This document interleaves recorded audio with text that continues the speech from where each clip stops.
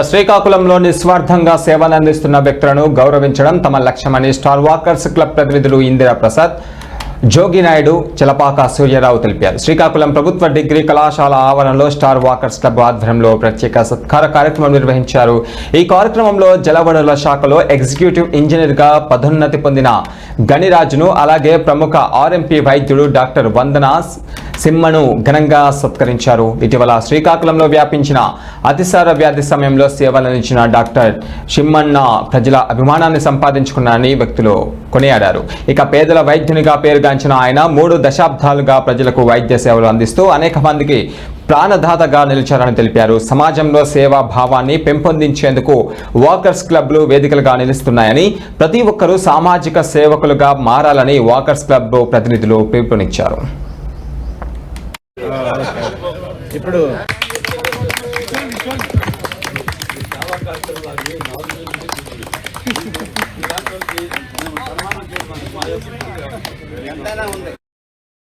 కలిసి పనిచేశారు అంటే మాతో కూడా కొన్నాళ్ళు చేశారు, కానీ ఆయనతో కలిసి పనిచేయలేదు. మేము ఒకే డిపార్ట్మెంట్, కానీ అది ఎందుకు ఇరిగేషన్ డిపార్ట్మెంట్లో ఏంటంటే మనం చెప్పినట్టు చాలా ఈ ప్రాంతాన్ని బట్టి కొన్ని ఉంటాయి.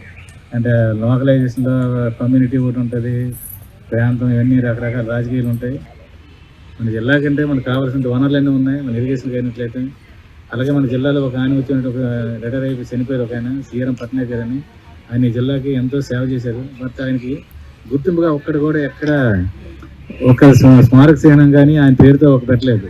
పొలిటికల్గా మనకి అందరికి రాజకీయ నాయకులతోని ప్రతి ఒక్క ప్రాజెక్ట్కి పేర్లు తీసిన పేపర్లో కానీ లేకపోతే గెస్ట్గా వచ్చినటువంటి డాక్టర్, ఆర్ఎంపీ డాక్టర్ అయినా ఆ ఏరియాకైనా అసలు కింగ్ అనండి.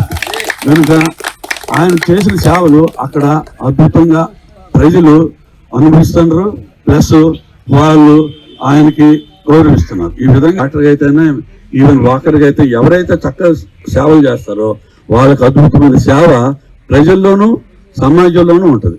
కనుక మనమందరము స్టార్ వాకర్స్ క్లబ్ అంటేనే ఆ మనిషికి ఎంతో గౌరవం ఉంటేనే చేస్తారు. మీరు కూడా చాలా తీసుకున్నారు.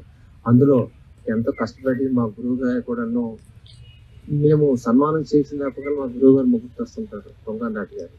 అదేవిధంగా ఇన్నిసార్లు మాకు తీసుకొచ్చి ఈ కార్యక్రమాలు చేయడం చాలా శుభశిష్టం చూసుకో.